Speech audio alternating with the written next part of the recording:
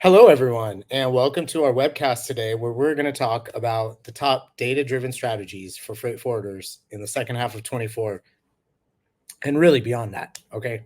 My name is Eric Johnson. I am the senior technology editor at the Journal of Commerce, and I'm delighted to lead our discussion today.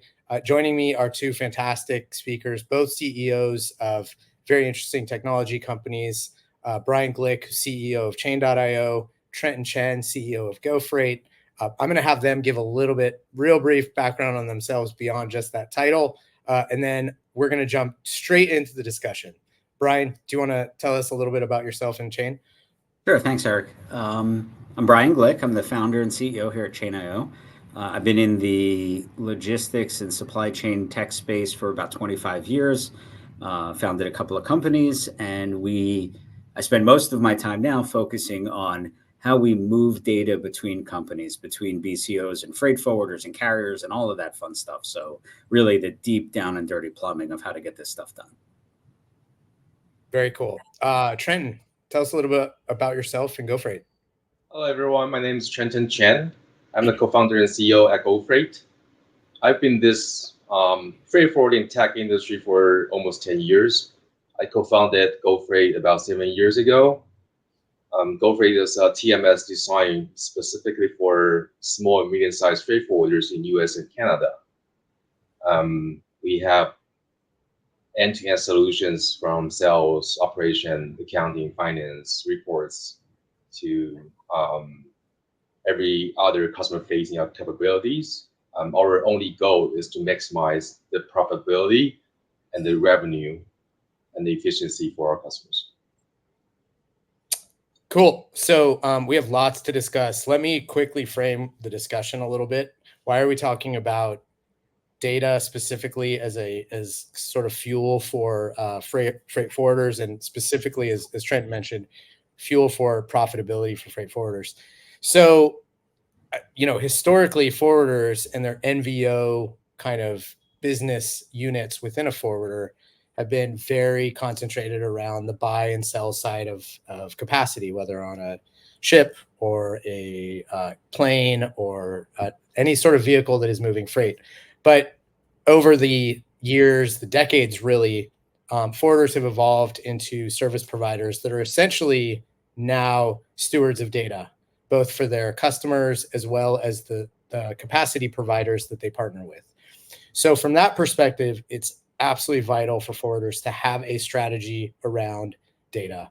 And what does that mean? That's a super abstract kind of sentence.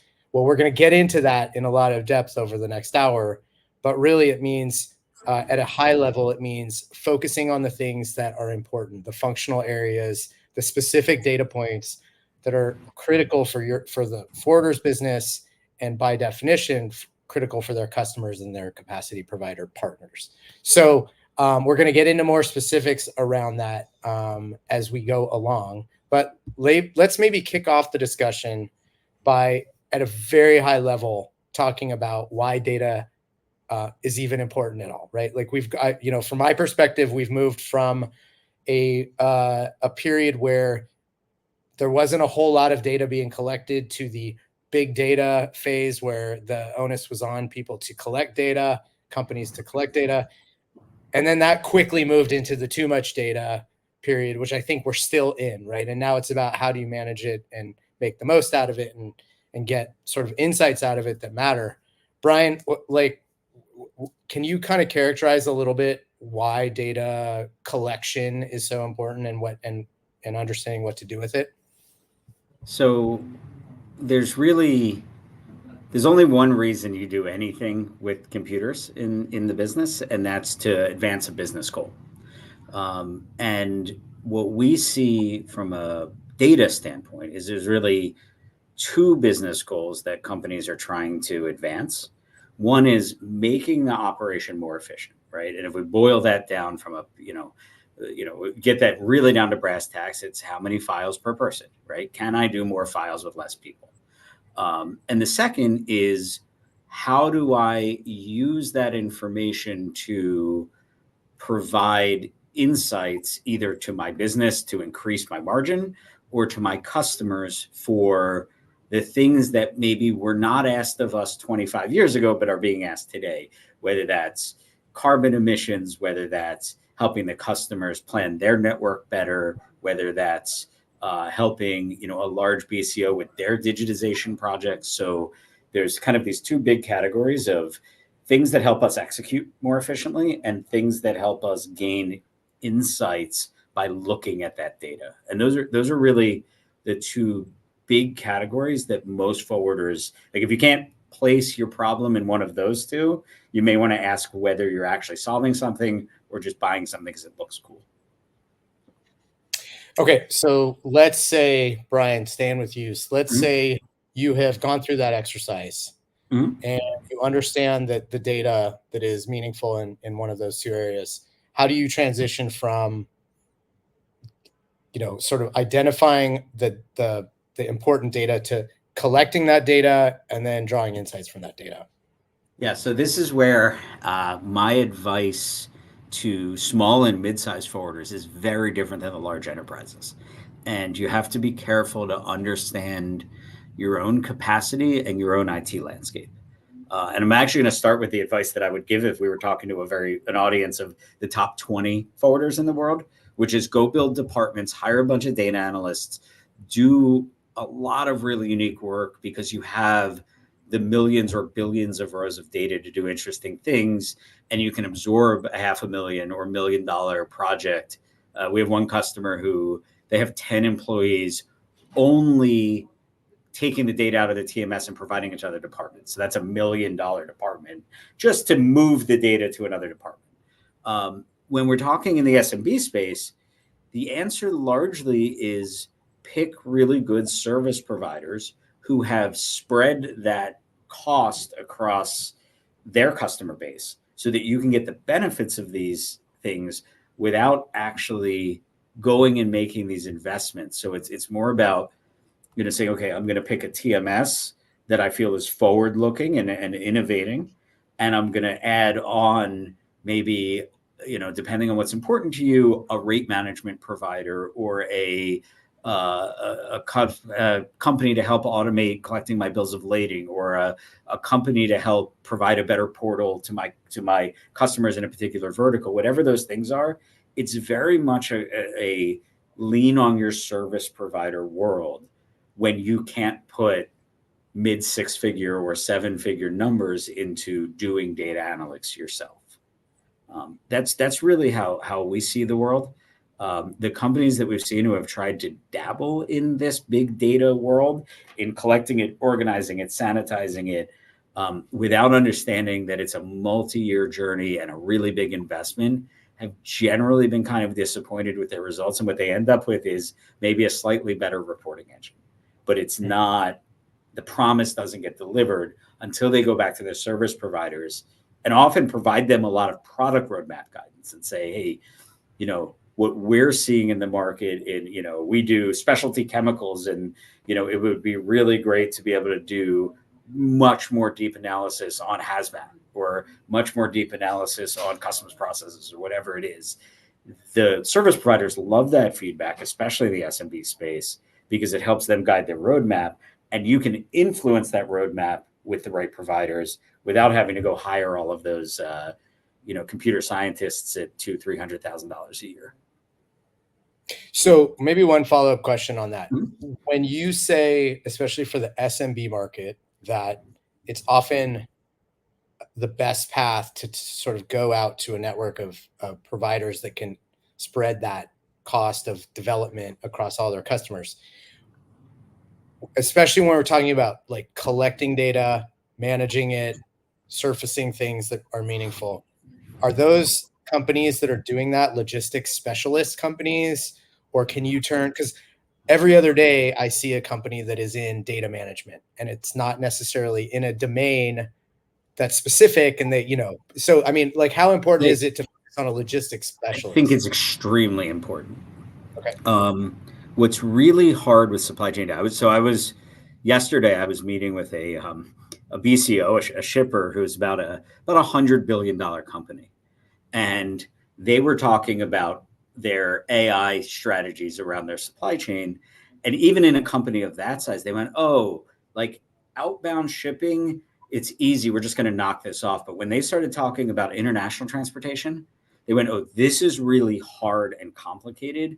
And we need a lot of domain expertise from other companies, from our 3PLs, from our forwarders, so even at $100 billion company, they understand that the kind of data we work with, like understanding the difference between, an airway bill and a master bill on an ocean shipment and a sub-house bill and a house bill and a customs entry and a pro number, and that a pro number isn't called a pro number in Europe, and this, that, and the other, and how we bill things and revenue recognition, like all of these topics, your service providers have to understand them, or they're just going to dump all this data in a bucket and hand it back to you, and it's not going to make any sense.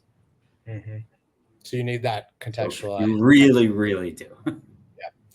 Okay, Trenton, would love your thoughts here too on kind of that data collection into execution part of the scenario here. What's your experience in terms of dealing with your customer base and what are their challenges? Maybe give a little color around what your customer base looks like too, so there's context for what you're talking about. Yes, of course. So our customers usually a small, medium size to all the way to the mid-market size order. If you say that this employee counts are between 1 to maybe 150, 200. So it's a big range, because that is very different when you talk about data-driven strategy for a 3 people freight forwarder, all the way to like 150 freight forwarder with a 20, 30 people sales team. So when we talk about strategy, I think that there's an old saying that if you cannot measure it, you cannot improve it. Right? So I think it's all about how they can improve your business with the data. So I would definitely say that you have to simplify it first to see that what's the major business factor that certain size of freight forwarder are running on. For example, the total profit, total volume, total gross margin by month, or by quarters, or by years. You can see that year to year, quarter to quarter, or month to month comparison. That's a good starting point, because sometimes my observation is that if it's a 5 to 10 people freight forwarder, sometimes the owner or decision maker has to go to the weeds in that operation modes all the time. So sometimes they forget to come back to the top and see the forest. So they have to constantly remind themselves they don't have other people to remind them. And that's the first case. But if you have larger size, you have a management team. So sometimes it's even more on that customer analysis. For example, we can really rank the top 10 customers last year by their total profit or the total gross margin. And then you can really go one level deeper in that. How do they operate? What's the gross margin for the top 10 profit customers look like? And by different overseas agent, by different carrier, by different port pairs, sea routes, especially for this year, a lot of different sea routes are changing right now. We have spot rates come up with all the ocean carriers providing APIs. So you can buy spot rate or contract rate to see that gross margin. How does that look like? And you can also go into that sales team analysis to see that what about our top 10 salespeople and what's their gross margin and total profit by different port pairs, commodities, type of customers, etc. So that's the most basic one to me, but the most important one. But I don't see most people doing well enough on that very simple ones. So my suggestion is that's from my learnings from the customers. So this is extremely important. So you need to have a very easy get data and report dashboard to see that. Can I add something to that, Eric? I think what Trenton just did there is something that I see a lot of our customers struggle with. I think Trenton did it naturally. but I want to call out the pattern, which is starting with something like making a decision. Are we trying to focus today on, or this year, on our top line or our gross margin or our net margin, right? And having a very simple look at your P&L and say, what am I trying to do better? And then drill in and say, okay, well, we're focusing in that case on gross margin. So let's go look at our top customers. And then it would be, how do we use data to optimize our buy sell? If we had said net margin, then it becomes, how do we do document automation for customer number one, where we can only do 2 files a day because they're making us type in every line on their automotive packing list, right? And it's a 4,000 line shipment because of that. Let's go fix that net margin problem, right? And if it's a, if it's a revenue problem, it's how can we give data back to customers that let us then go participate in RFPs that have more stringent IT requirements that maybe we couldn't participate in last year, right? So everything drives out of that first conversation of what are we trying to do better at, and the technology comes like 5th or 6th in the conversation. Okay, so this is a very interesting conversation, because when I think about what data a forwarder needs to collect and manage and make sense of, I'm gravitating first and foremost to what they need to gain from the market that they may not have access to on an internal basis. Like, what don't they know that they could get access to direct their business and shape their offering to their customers or their partners? What you are both saying is, and maybe I'm naive about this, I guess I assumed that most companies, most forwarders, had a very, at least somewhat of a strong position about internal cost analysis and profitability analysis. I know I'm assuming things I shouldn't assume, but like, I guess what I'm saying is I didn't necessarily assume that's the first priority, but it's sounding like both of you are saying that has to be a first step before you go out and start to look at data points outside your business. You want to go first, Trent? Yes, because we saw examples by examples that we were shocked as well. Yeah. Even for mid-sized freight forwarder with probably around $50 million revenue, right? They still don't know how much ocean volume they shipped last year, air volume they shipped last year. And they have to spend probably 2 days to dig it out, but they didn't really constantly check those numbers. Mm-hmm. And also, and I've seen this at huge forwarders too, we all stop everything when Intel calls, or when Walmart calls, or when whoever calls, but do we know whether we're profitable with them? Are they costing us money, or are we intentionally losing money with them on lane X to maintain lane Y? Like, these are really complicated questions, and I think everyone thinks that everyone else is better at it, and most companies, I mean, even the carriers, are not as good as they wish they were in these conversations. So, Eric, I think you're adorably naive as to how ugly it is inside of the forwarders.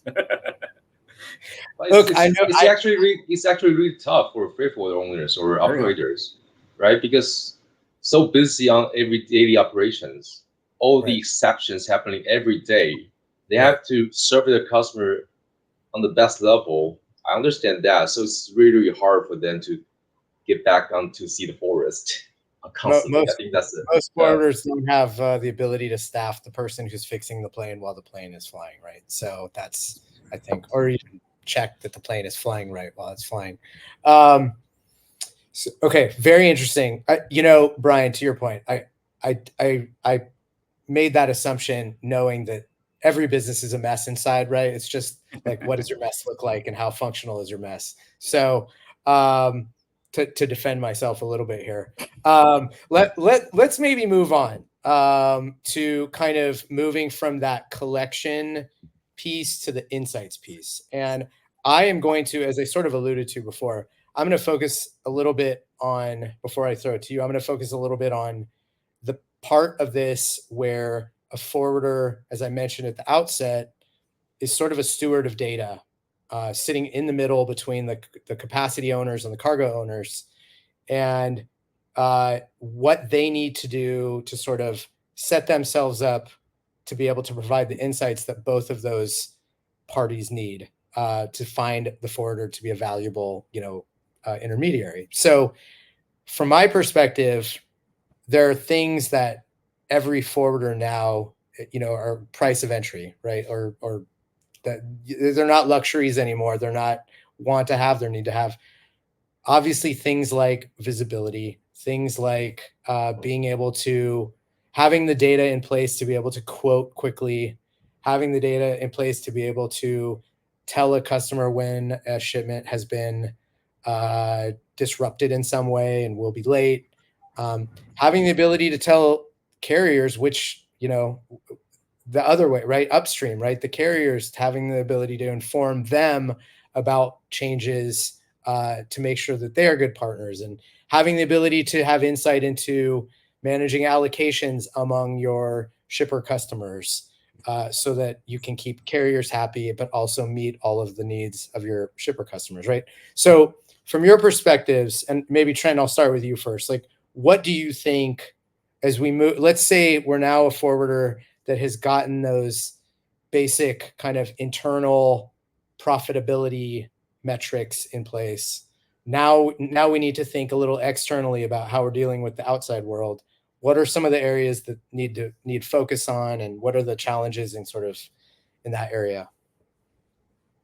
So very similarly, back to the fundamental, I always see that data insights, where do I do the best and where do I do the worst in terms of different sea routes or different customers or commodities or sales groups, right?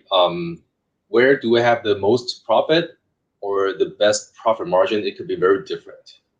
For example, I might have a very profitable customer, but they create different ship routes recently, but we are actually losing money on that. So it's a negative gross profit margin.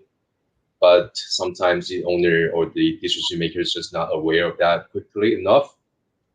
So they need to, for example, if I were them, I would definitely see that what's the problem, because why it causes negative profitability. How can that be? How can I improve on that operation level? Or very similar to what Brian just mentioned, probably we spend too much on that net profit, on the expense side. So the operator cost is too much for that new additional route. So back to the fundamentals, that where we do the best, we keep hiring sales or less sales people to acquire those customers, or just try to increase the wallet share from them, because they're happy, the customers are happy, and we are happy too. We try to leverage that part to the max.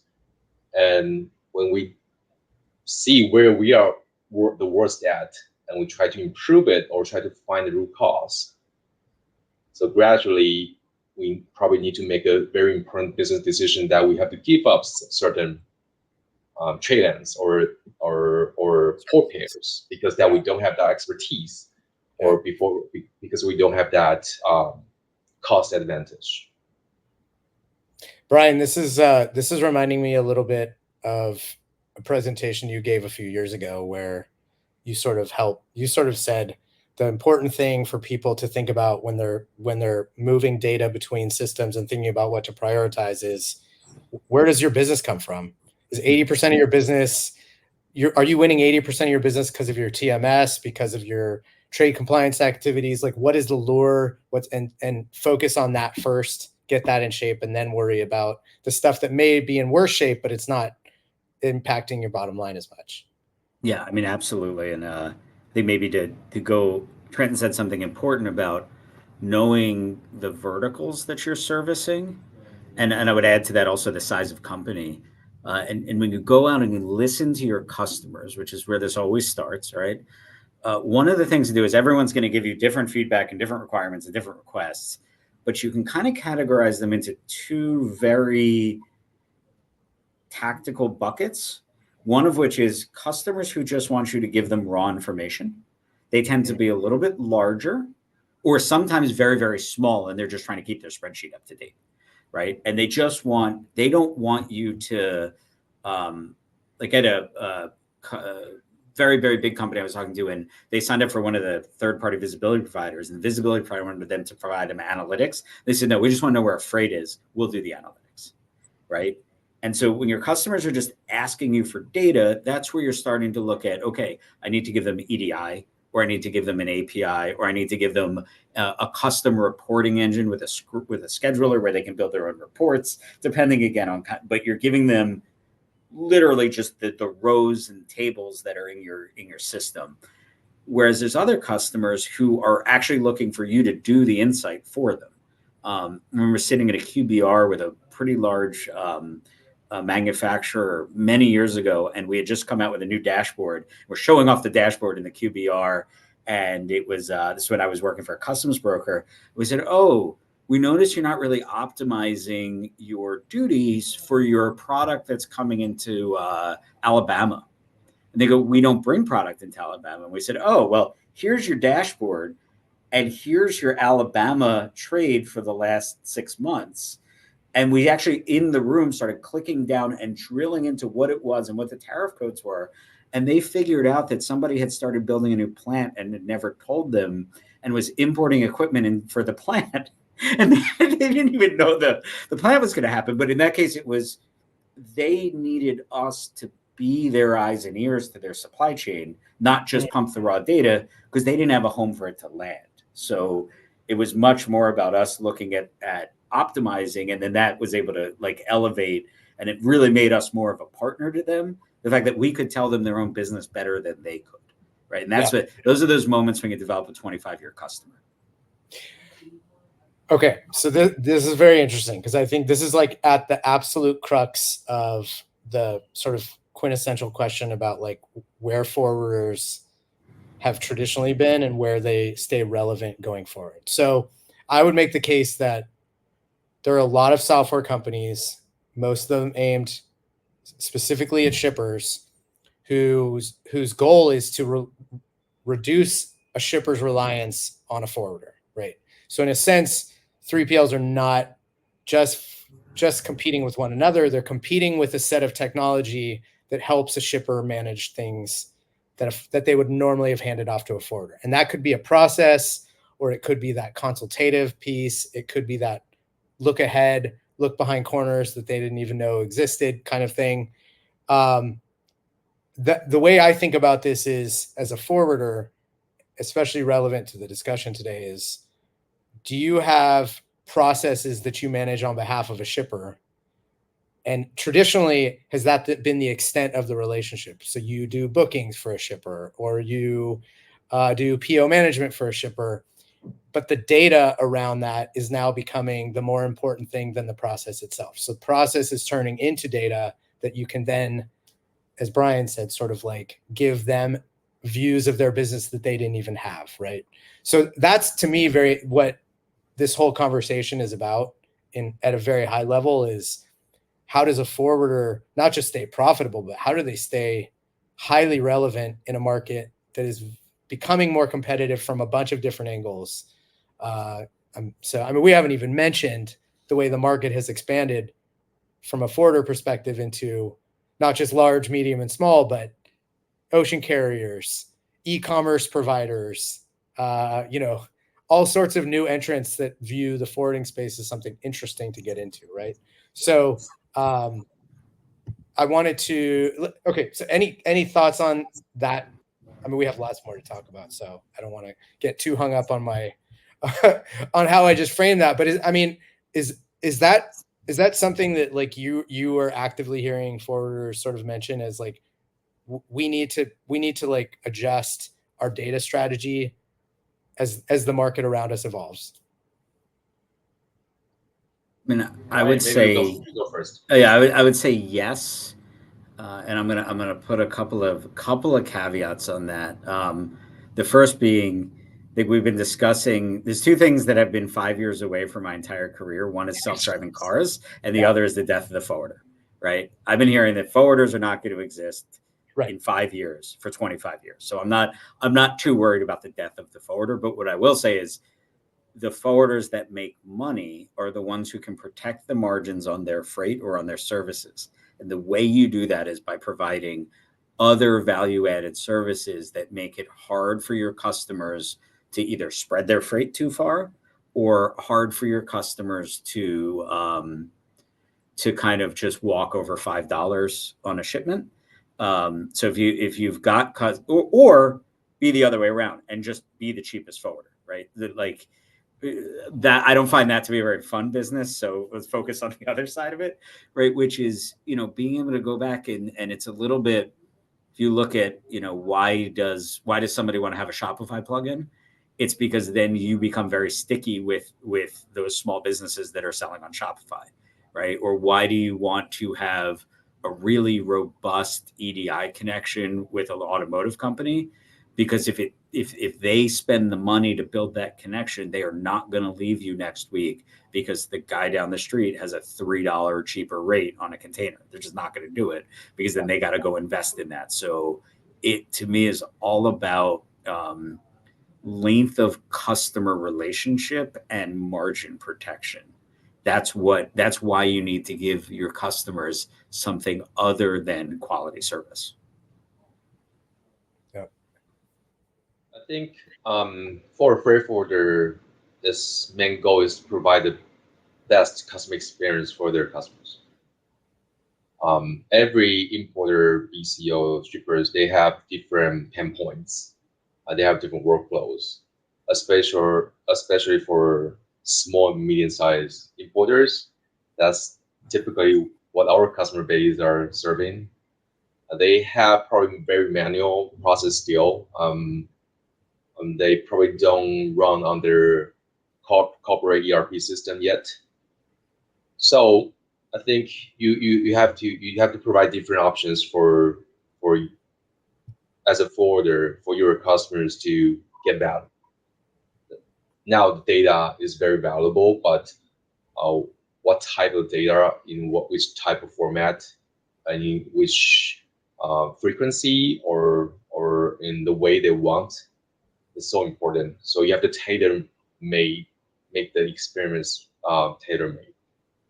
I think that's so important to have a software capability. I do think that we observed many mid-sized customers that they have to spend months, over 6 months to integrate with their new VIP customer, for example. I think that's the problem Chain.io is eager to solve, right? So that's probably one of the fundamental problem existing in this industry for a long time. But at the same time, once you establish that integration, which type of data or data is just, I think it's just a way that can provide value to the customers. But the main problem or the main pain points of the customers for the importers are, can I predict my inventory better? Or can I predict my unit cost better? So we see that some of the freight forwarders, they actually build their own data warehouse and they pull all the shipping costs, even from the origin side, all the way to the destination side, put it all together and analyzing into the SKU number level, so that they know the landing cost per SKU items. So they have a better forecast on how their profit margin could be when they sell one single good. So they don't have to worry about the shipping cost that could eat up your margin this year and free another margin next year. The variance is so important for the importer, because that's the main business they're doing right now. So when I was in freight sales, being able to sell, we had a leading, like maybe best in industry landed cost engine that provides so much value to the customers. And what we did in the back end, like what actually made that landed cost engine run, was this was 15 years or 12 years ago. So there was no AI, there was no advanced analytics. we wrote a couple of business rules, and then we wrote 4 different spreadsheets so that the customers that wanted to do their wanted to allocate their cost by volume could do it this way. And the ones that wanted to allocate it by unit cost would do it this way. And everyone thought it was so much magic. And a lot of times the trick as an SMB is to do something pretty simple that your customer can't do themselves, and then not show them how simple it is, and just give them the result. And they go, I can never leave this company because I'm now giving that landed cost report to my CFO every week, and I'm going to have to go recreate that thing, right? And that in and of itself, and it doesn't involve $50 million in AI and a large language model. It involved listening very closely and knowing that in our vertical, which was wearing apparel, every one of our customers had a slightly different definition of how their buyers got paid for margin. And so we just built a system that was a little bit flexible so that everyone's landed cost report matched how the buyer's margin bonus was going to fit, because we listened to the customers and we were so deep in one vertical that we could spend the time to know it better than they did. And then you become, like, I hate the word partner, but you really become a partner. Yeah. I also heard of a story from a multi-billion-dollar freight forwarders. So how they turn and like $100 million revenue into over $1 billion revenue is by hiring 100 engineers and try to customize every single spreadsheet reports for their customers. So their sales reps can go into the different BCOs and say that, give me all the spreadsheets you want to have or you're running on today.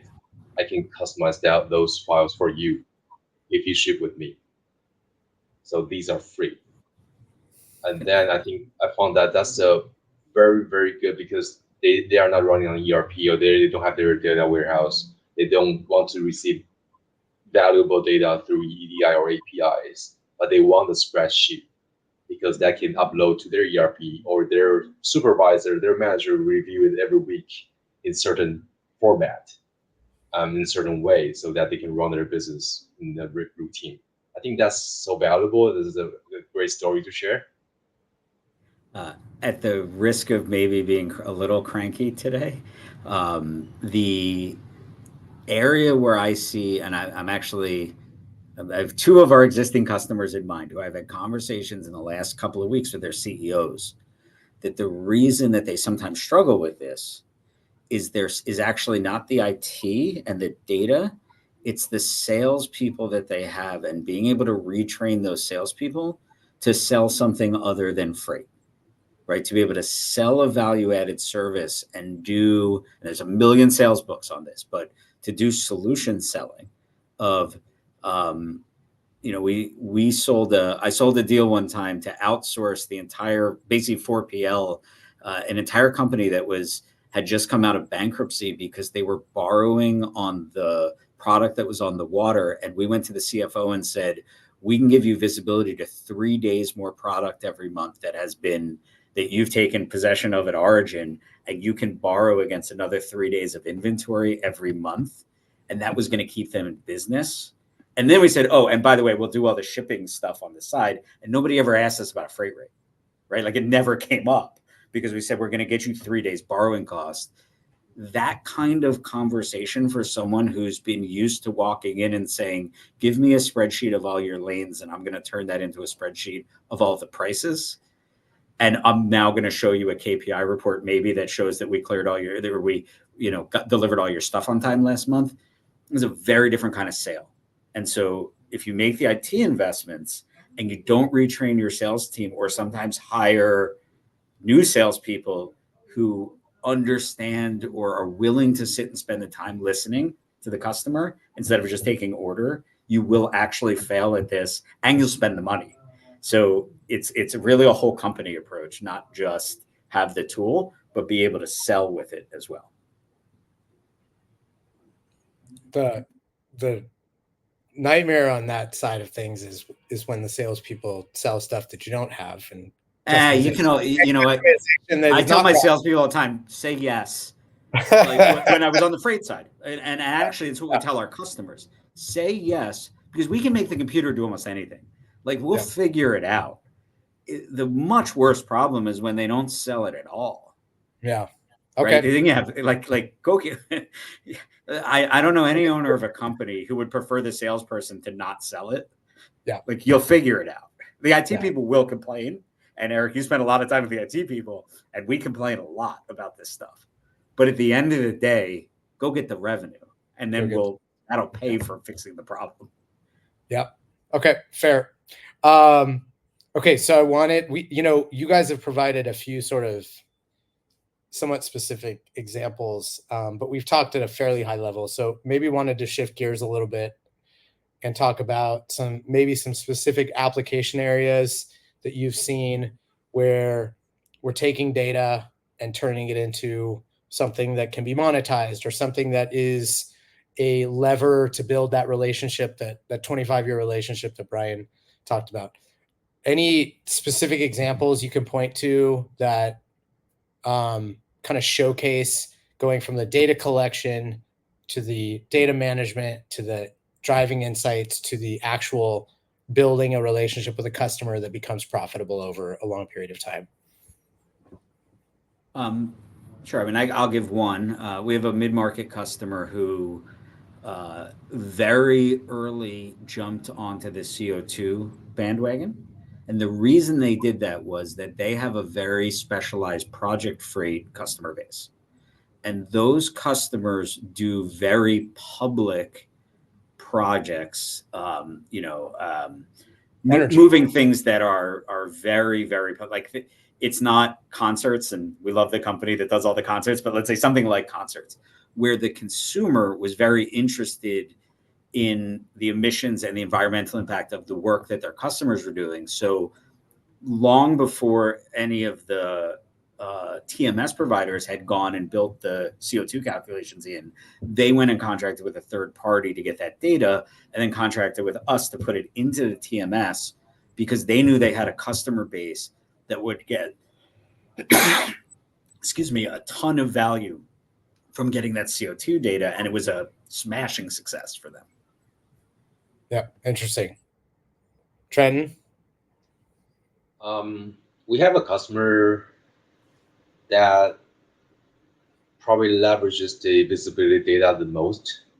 So they kind of customize and design the different templates and different frequency to every different customer they have. So they actually produce, I think, 7,000 or 8,000 shipment reports just last quarter alone. They have over 70% of email open rate on those shipment reports. And we even do a CSAT, which is customer satisfaction score survey for them. So how does this shipment report help? And they got us 4.7 out of 5 in total. And after several, like 2 months, they see their revenue retention on those customers, especially for larger customers, going up by, I think, range from 10% to 25%. I think that's the great example of how you can leverage the data to build a relationship with your customers. So Trent, let me follow up with that, and Brian, I'll ask you this as well. How does a forwarder that's invested in using that data to build a better relationship with their customer, a single customer or their customer base, how do they delineate when that has been successful? How do they link that success to increase in profit? Like, is it a direct relationship? Can you isolate that? Or what if the customer service rep was just amazing that year, and that's why they got more business, despite them also providing better data, right? Like, how do you isolate the impact and the resources you spent on improving data from other things that may have won or lost you business? I'll start with my example. So from our observations, like resize freight forwarders, right? You start the business with the salespeople. But then it's about your customer service people. Can you really understand what your customer needs? Can you provide the service they need? Of course, we cannot do whatever the customer wants us to do. So if they are VIP customers, we assign our superstar customer service to them. So those people, probably only 2 to 3 people, can deal with any type of customers, and they are so happy with them because they work hard and they have accountabilities, and they can really solve the problems for them.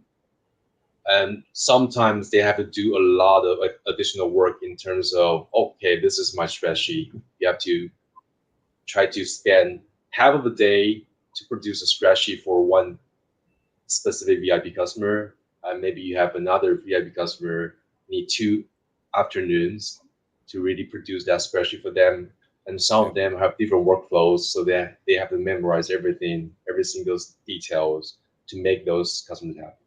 But those are the, I would say that the expertise of understanding your customers and probably understand the compliance or different destination or regulations, so that you rarely make human errors, and you make them happy.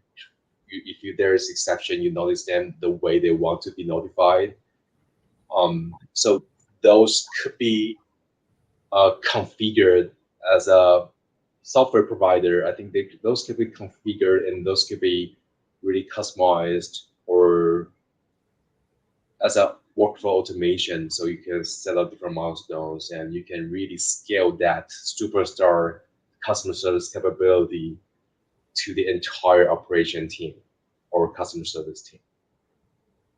So I think to increase internal efficiency is not just equal to cost saving. It's actually equals to much better customer experience.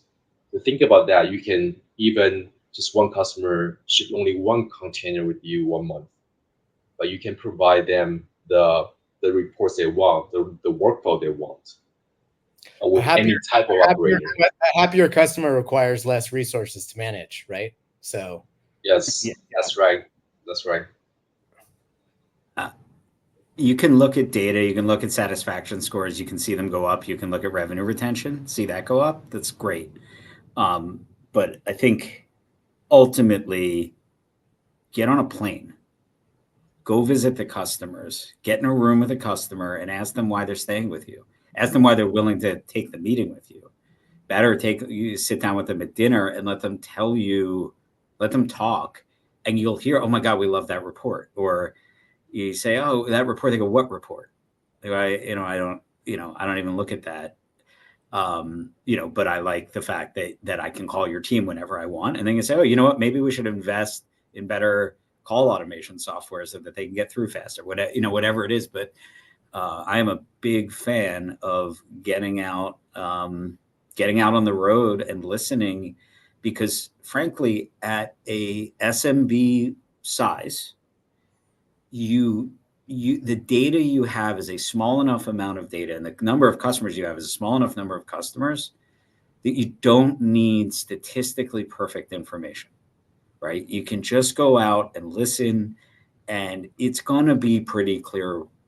You talk to 3 customers, you're going to get a pretty good sense of it. And if you're not getting a pretty good sense of it from 3, 4 customers and some regular meetings and regular conversations, you're probably not going to be very good at this, right?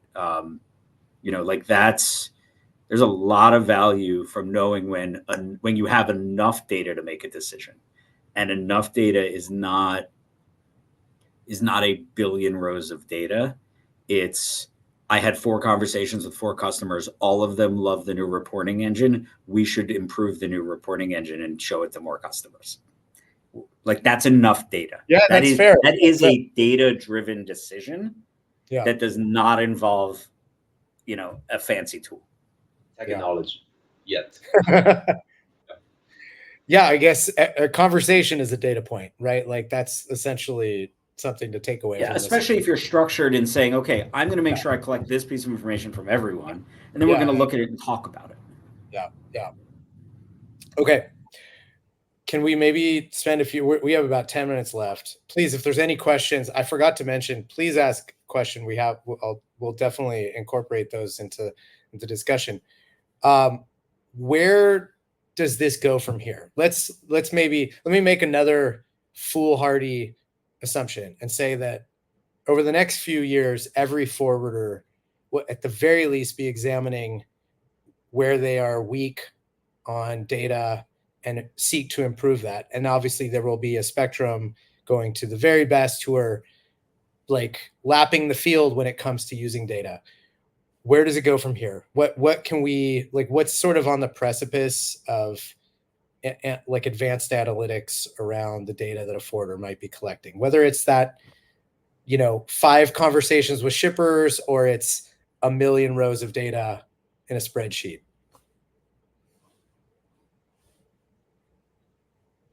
Brett, you want to go first? Yes. So I think considering that the world changes much faster every year, right? There's so many unpredictable things ongoing, and Yep. I think to have a rate process, like automated rate process with margin analysis, is so important for mid-sized freight forwarders today. Sure. Considering that there are tons of different overseas agents you want to in contact with, and there are spot rates everywhere. The trends are unpredictable. Sometimes that even for a mid-sized freight forwarder, they let the sales people to decide where they acquire their rate from.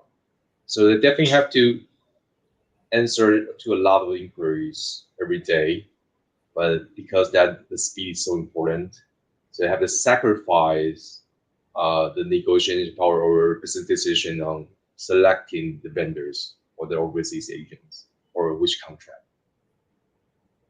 So you can put all those together and add margin concept to it and automate that process and analyze that what's the best selling rate to the customers as well, right? Yeah. So what type of, if you incorporate them into the entire sales process, so you can send out quotation, you know which type of selling price are rejected, what selling price are accepted, and then you have to put those data into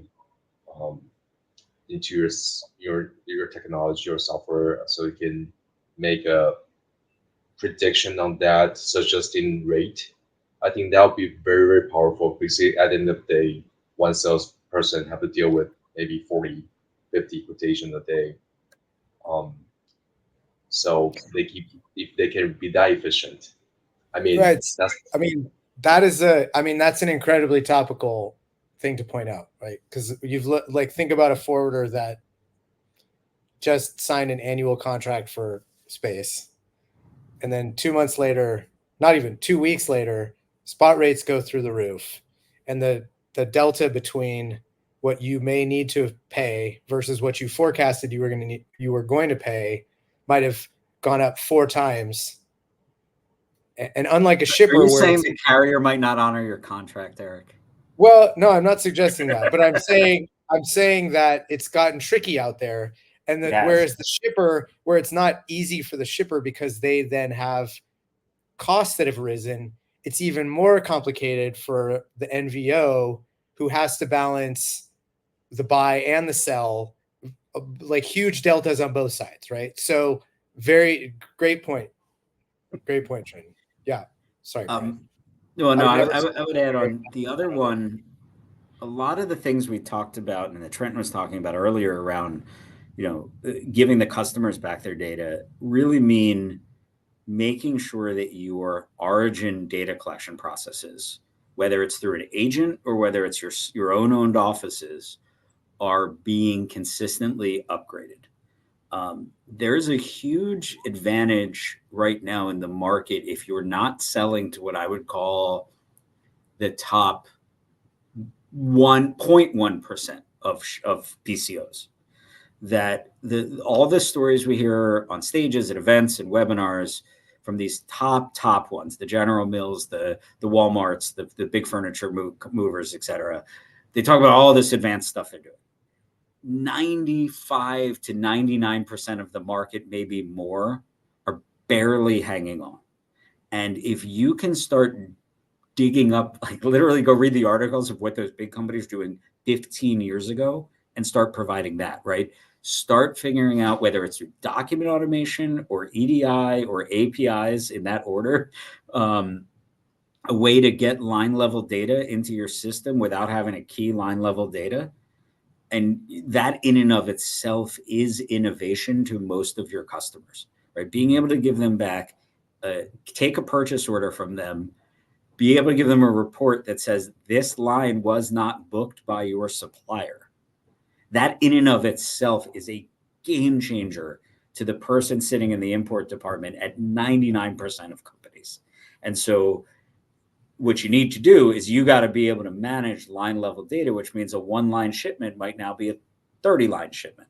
And so you don't want to put the labor into that. So, document automation technology is very unevenly distributed between the vendors. So be very careful who you use and make sure you do a POC and get tested.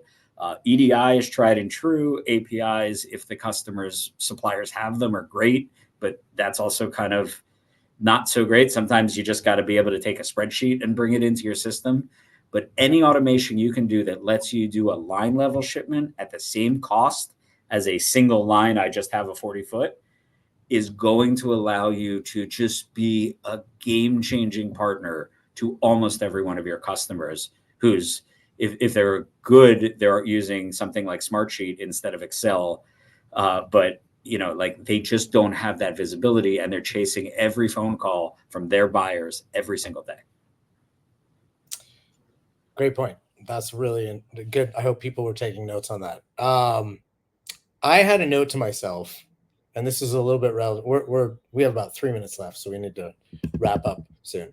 I had a note to myself to touch on the impact of, or how a forwarder should think about what their internal data management infrastructure looks like from an M&A perspective, whether they are the buyer or potential seller to a larger forwarder, or maybe it's two forwarders of a similar size sort of merging to get a little more weight in the market.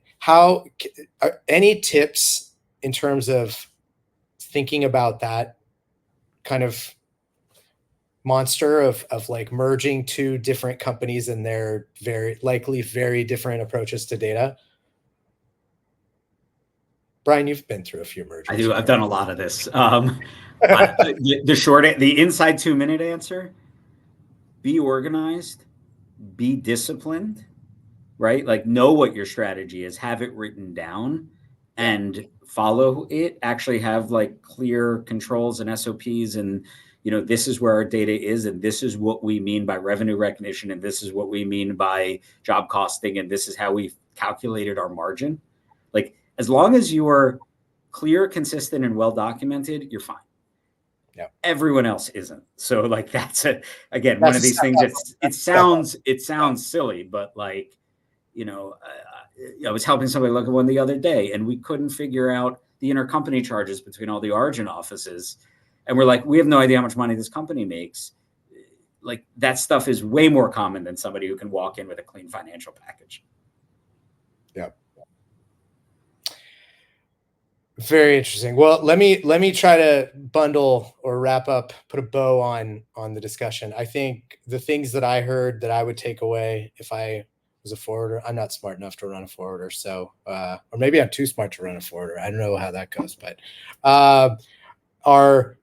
do not skip the fundamentals. Understand really clearly the business fundamentals. What is a good customer? How to make them an even better customer?